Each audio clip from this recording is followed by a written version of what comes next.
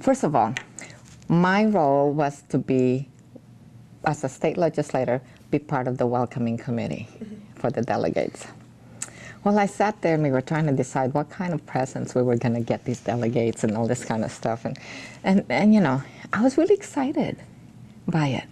And then I was asked to be a responder to Carol Browner, who headed the EPA at the time.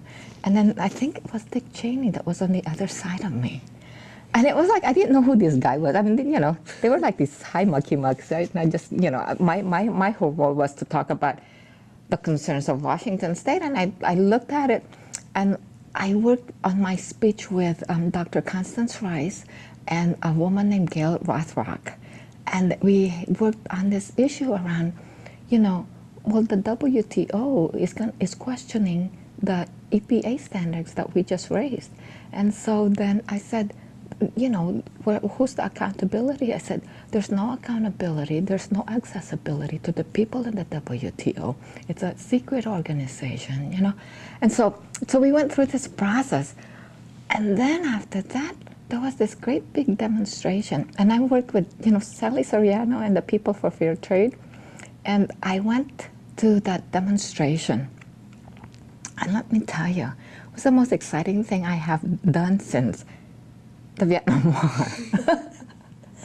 I mean, I was out there demonstrating with everybody else, and I had this role to be part of this welcoming committee. So I said, what am I doing? I mean, I was just like, I was torn. what am I doing being, you know, welcoming them and at the same time protesting, right?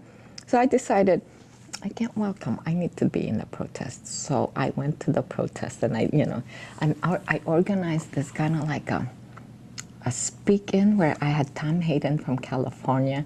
I had another Bill Brenner, I think, from Canada, who was also one of the other people that was questioning or raising questions regarding the WTO. There were like 5. Kucinich was the first time I ever met Kucinich, and he was there.